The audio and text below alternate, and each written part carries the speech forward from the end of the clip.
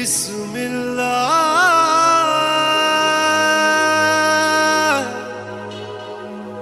الرحمن الرحيم. Assalamu alaikum wa rahmatullahi wa barakatuhu. Wa alaikum salam. Ramadan Mubarak. Ramadan Kareem. Finally, the Hafiz of the hour. How are you, Hafiz Sahib? Alhamdulillah, I'm doing good. MashaAllah, MashaAllah. Being the director of Al Muhayyidin Institute of Eloquence, everyone's been patiently awaiting your interview, and we're honored to have you here. Shukran for coming. So where do we begin? It's Ramadan. You seem to be very well-rounded. Have a solid foundation in horseback riding and sports playing, solo traveling at such a young age, and now leading Tarawih Salah for the past several years, and opening a Hafiz school as well. You've even graduated several students, which you've documented by Allah's grace and mercy. Hopefully more to come, inshallah. Tell us, how do you balance and still manage to set an example to be followed by your students and for others as well? Bismillah ar-Rahman ar-Rahim. Of course, everything is from Allah subhanahu wa ta'ala. He guides whom He wills, and if He wishes someone to be guided, then He will guide them, and no one can misguide them. And if He doesn't guide someone, then that person cannot be guided. So, for me, alhamdulillah, everything started at a young age. From my parents, they taught me, and my siblings, they taught us well, alhamdulillah, from a very, very young age. I can remember 5, 6 years old, learning different hadith and memorizing some surahs. And that development from a young age helped out in life. So as I got older, those things stuck, going through Hifz school and everything else, and balancing it all. It's not anything hard to do because it comes natural for me. It comes very natural because of all the things that was put in me from a young age. They helped me out throughout my life, and alhamdulillah, it just goes further and further and further. It builds up more, and my capacity grows. No. So basically, this is something that was inculcated in you at an early age within your home. Your parents and your older siblings set good examples for you. Yes. That's very important. That's very important. So let's start from the top. What is the most critical part of being a Hafiz? I would say, first, it is the basics of your iman, your faith. Knowing what your purpose is in life and pondering on your purpose, You can still do Holy Quran. You can still memorize Holy Quran, and you can go on and do a lot of other things. Many people did. Some people choose one path. Some people choose both of them. But you have to just, know what's important. In Holy Quran, it doesn't stop you from anything. It grows your capacity. It gives you more. It fills, your say your cup is not full. It grows.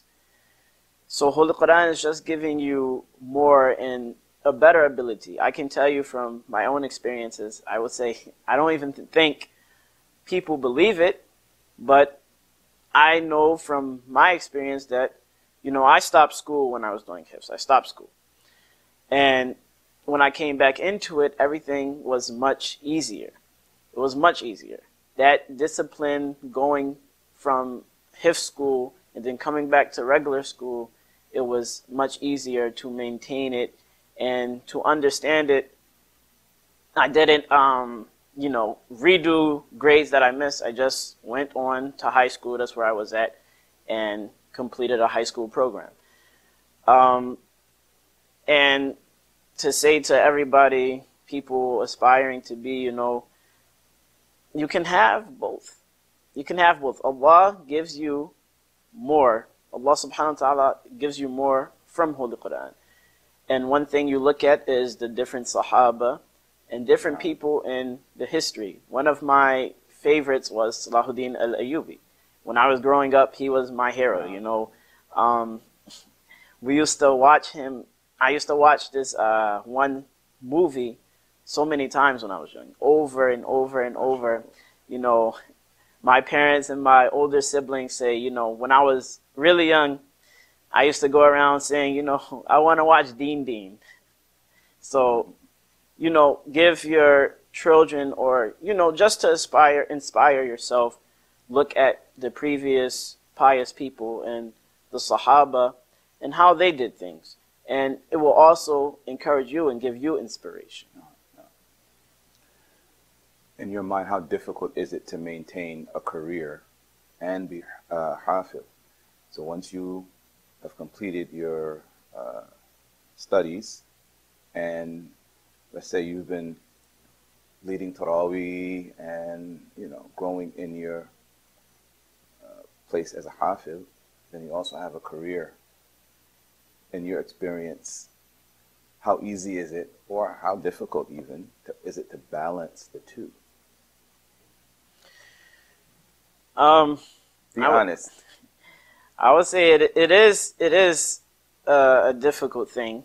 You just have to find your balance. Me, I always put Holy Quran at the forefront. Whatever I'm doing, whatever I decide, you know, I make it, you know, Holy Quran is the most important, and inshallah, Allah will help out with the other things. That's what I always tell myself, that, you know, whatever is going on, whatever I have to do, the Holy Quran is first. It's always first, and it always has to be first, because it's the most important thing, and we can't forget that. It's the greatest miracle, and we cannot forget or think that, you know, because we all know that Holy Quran is the most important, but sometimes, you know, we think that we have to do something else, and we forget. You know, I was told before by Arab that, you know, insan, human, it comes from the root word nasit, and it means forgetfulness. So we're humans, and we forget things, and we have to be reminded. And, you know, this is another reason why it's good to be around other good people, so we remind each other. And that's one of the things that I always do, is remind myself, remind others, and also, you know, I keep a group of people around me that can remind me also when I'm forgetting. But always keep Holy Quran at the forefront, and inshallah everything else will work itself out. Very good.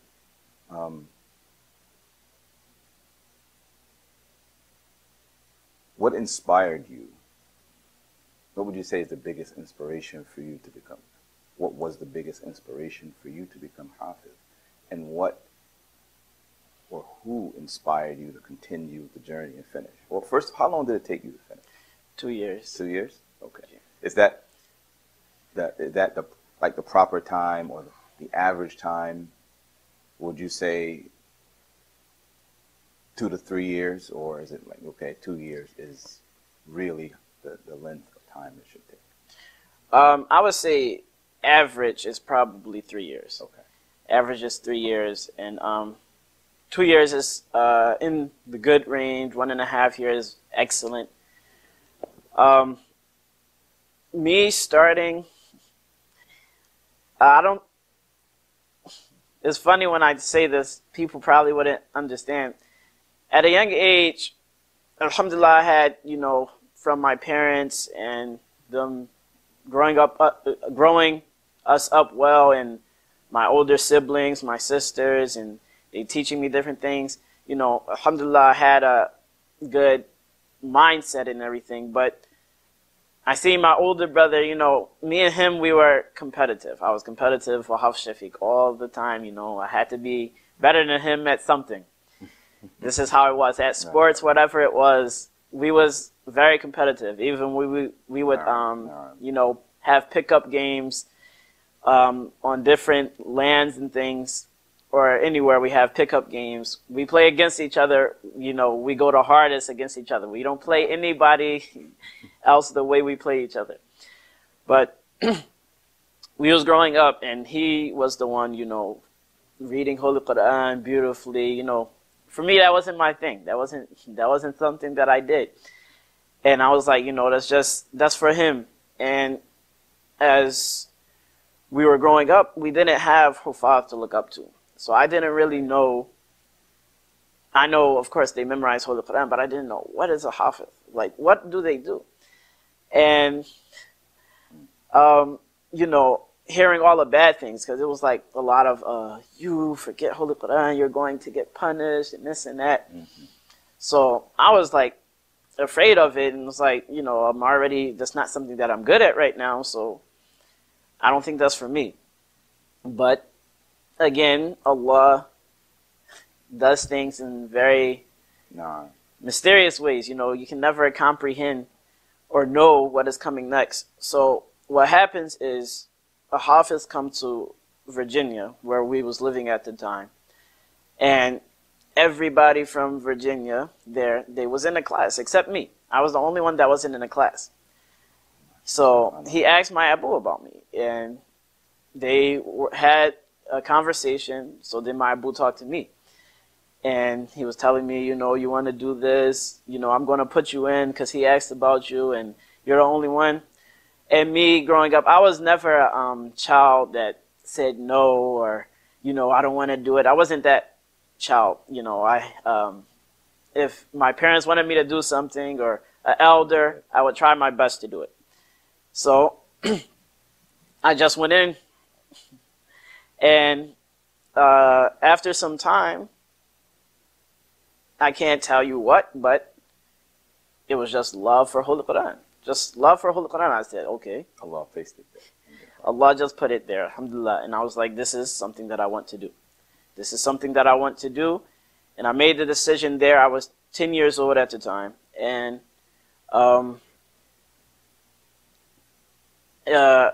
from 6 to then, I played baseball every year. And it was baseball season then.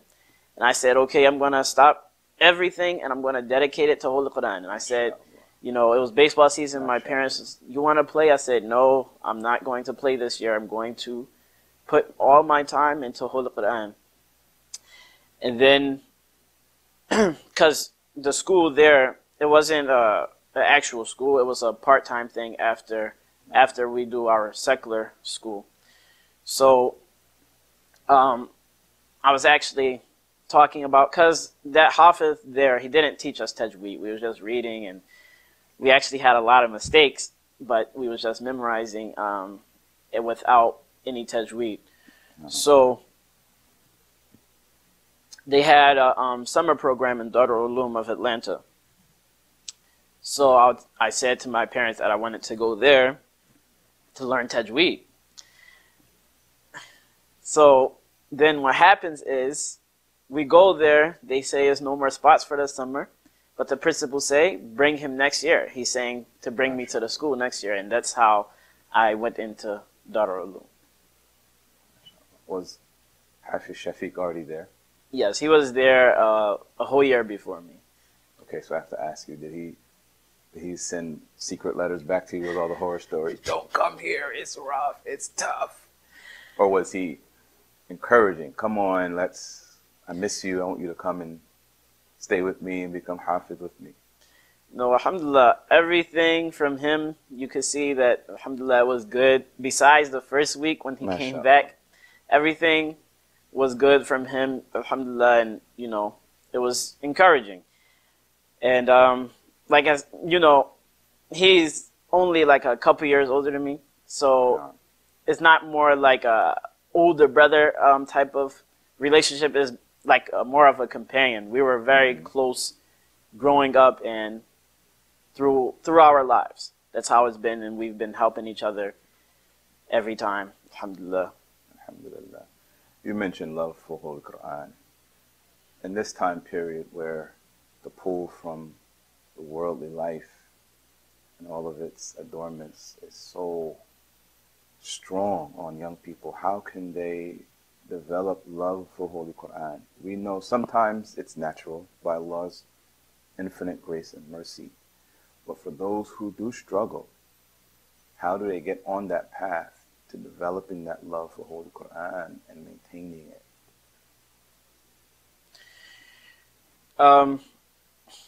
As I'm a teacher, these are things that I go over and over and over with my students. Again, I would say they probably don't even like hearing me talk anymore. But I would say, just first and foremost, they need to be always in good environments.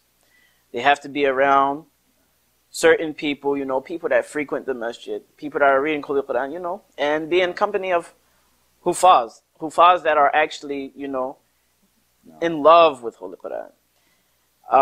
Growing that love, you have to be in a certain environment. If you're around certain people that's into certain things, that's into the world, that's into playing games and doing certain things, that's what you're going to be into. That's what's going to fill you up. And just, again, as I said before, look at the previous, people. And of course, Rasulullah sallallahu alaihi wasallam. He is the best of example. And also for me, it was my Shaykh Mubarak Ali Shah Jilani. Actually going through hifz. My Abu came back from a 2010 camp when a miracle happened in Baytullah, New York, Islamburg. And he told all of us, he said that he made a dua that we all say we because I was going to study Holy Quran. That a person that is memorizing Holy Quran or trying to become alim, learning Islam, that they be successful. He made dua for this.